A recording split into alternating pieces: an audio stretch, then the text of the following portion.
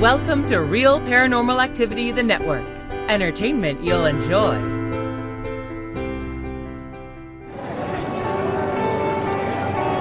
You are listening to an RPA production, where people gather.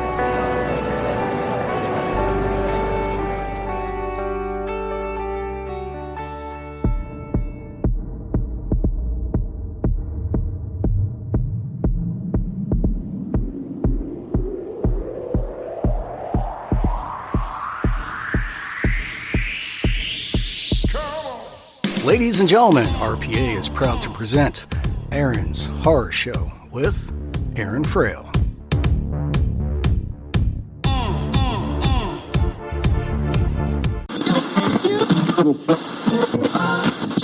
Hi, this is Steve Silver with Silver Screen Videos, and you're listening to Aaron's Horror Show with Aaron Frale.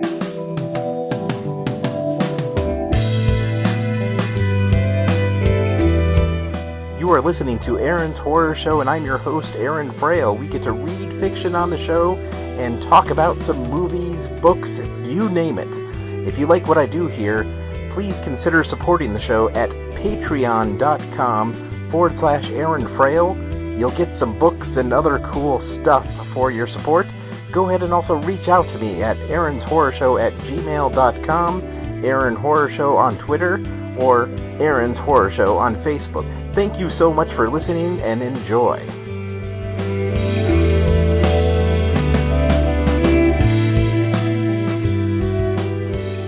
Welcome to Aaron's Horror Show, and I'm your host, Aaron Frale. I have a treat for you today. My new book, My 3-Year-Old's a Barbarian and Other Parenting Problems, is out on audiobook, and it's been published by Podium Audio. They are the #1 sci-fi and fantasy publisher of audiobooks, and man, they did such a good job. The narrator is named Rebecca Woods, and she is funny. She is really good. You really got to check out this book. The way you get it is you go to either Amazon or Audible, check out My 3-Year-Old's a Barbarian and Other Parenting Problems, and then you could download it for an audio credit. If you aren't a member of Audible, you can actually get your first month free, and then go ahead and download the book for free. So yeah, it's a fun experience, and with permission, I got to share you the first chapter.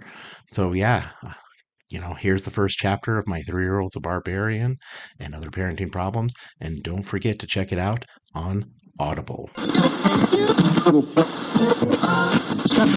Chapter 1. Hickenbottom's Bad Day. Haldersborough, Summer's Somnolence. Henry Hickenbottom pondered the inconvenient fact that a dead body was face down in his vegetable garden. He had planned to unearth some potatoes and cut a few sprigs of rosemary for his wife, who was busy filling the family cauldron with stew, when he had noticed the unfortunate soul who had expired in between the endives and the fennel. "Myrtle! Myrtle! Myrtle Hickenbottom, get out here!" he called to his wife. "Someone died in the garden." She poked her voluptuous form out of the window and frowned at the scene. "Are you sure he's dead?" Myrtle asked. She was never the one to make assumptions about anything. The hero of the people, Levantis, could be coming over for dinner, and Myrtle would ask whether he eats mutton. "Of course he's deceased," Henry yelled. "He's face down in the endives. He could be passed out. Too much to drink. I warned you about that tavern. Too much ale and not enough women folk. No one to keep their husbands in line. There are plenty of women folk. Are there now? So I'm told. They are upstairs in the rooms. So, you have been making eyes with the tavern wenches? No. Strictly playing cards with the fellas. I have never been upstairs. Good, because if I ever caught you..." She brandished a carving knife that glinted in the moonlight and made a chopping motion with the utensil. "Could we just focus on the body at hand?" Henry yelped. "I'm still not convinced he's dead. What am I supposed to do? It could have been the plague. Can't exactly check if he's breathing if he died of disease. Liable to give it to me. Then I'd be dead in the vegetable garden," Henry ranted. "You can poke him with the rake." "The rake?" "Yeah, just do it. Supper is getting cold." Myrtle commanded, and went back inside, humming the same jaunty tune she always did when she cooked. Henry used to love the melody. Now he saved his vegetable run so he wouldn't have to be in the house while she made the racket. I suppose so. The rick'll do nicely. It's always something. Henry, fix the hole in the roof. Henry, dig a new latrine pit. The old one is starting to stink. Of course it's going to stink. It's a latrine. I'd like to see her on dead body removal for once. Henry grumbled and stumbled toward the equipment shed in the dark. He was futzing with the lock when he heard a noise. It sounded like something heavy was being dragged. He turned around, and the corpse stood right behind him. Other than the apparent mobility, the creature was definitely dead. It had straggly black hair, hollow eye sockets, rotted teeth, and maggots wriggling from its cheek. The beast hissed and gave out a rasp.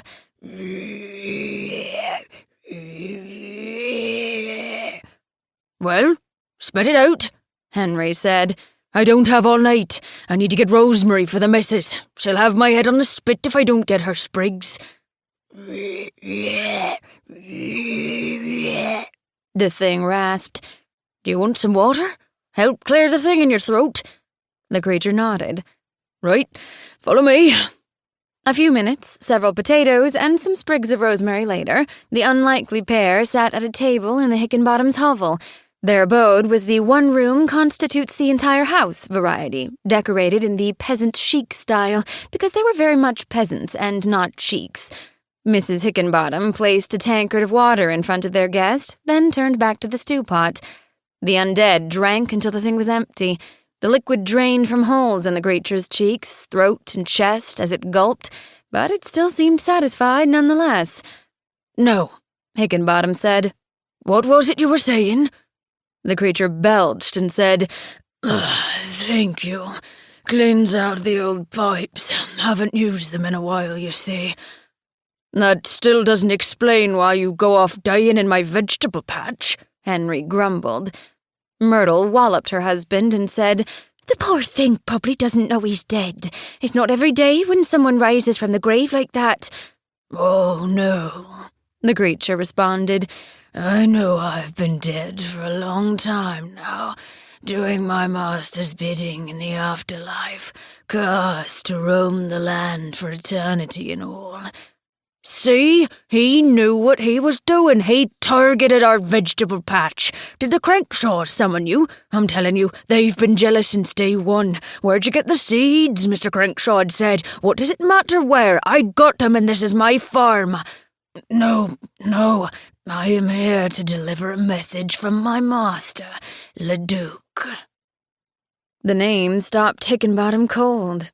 The trouble with his neighbors, the tune his wife was always humming, even almost being caught about what he really did at the tavern, all seemed trivial now that a servant of the Dark Lord himself was in his house.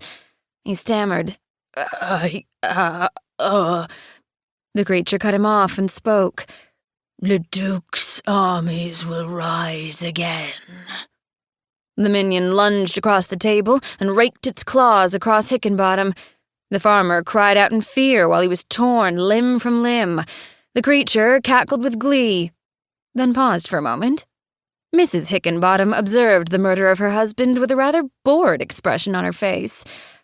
Could you turn around or something? The undead said. It's hard to maim with you watching.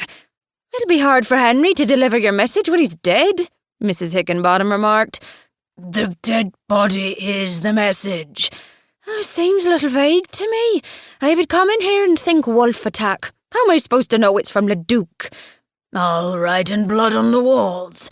I suppose a wolf really does come and licks the blood off the walls. I'm merely saying that you didn't think this through. Fine. How would you do it if you were a creature of the night harboring the return of your evil overlord? No need to get snippy. I was only trying to help. I wasn't snippy. Oh, could have fooled me. Apparently you don't want my help. I do everything for this household, day in, day out, cooking all the meals, patching the clothes, sweeping. Thatched roofs aren't for those who don't like sweeping. Let me tell you, seems like there's a new coating of dirt just about every day. Your toils will be over soon, the creature said, brandishing its fangs and claws at the mistress of the house. He leaned in to tear her throat when he was whacked on the side of the head with a giant metal spoon for stirring the cauldron. Oh, no, you don't, Myrtle said. "You are not biting anyone until you wash up that mouth. It's filthy and has blood all over it. I tell Henry that he keeps getting sick because he doesn't wash his hands after slaughtering the chickens. But does he listen? Oh, no. Look, mister, you have a name?" Rallicook. Mr. Rallicook, if you want to proselytise the rise of your king, Necromancer. whatever, I'm just saying that what's a couple of dead peasants going to do for you? People kill us all the time. Barbarian sacked the village last week. The week before, some rotten sheriff ran most of us through looking for an outlaw who wasn't even here. The point is, a couple of people like us probably won't even make the town crier. If you really want to send a message, you've got to kill Levantis or any of the heroes from the Battle of the Four Armies. Them are pretty tough folks, I reckon. People will be paying attention then. Levantis, yes, the undead said, lost in thought. Without another word, he left the residence of the Higginbottoms. Myrtle Higginbottom surveyed the bloody pulp that was left of her husband and frowned. She yelled out the door at the creature receding into the night. "Not going to clean up after yourself, are you? Just eviscerate and go? Think this place just cleans itself?"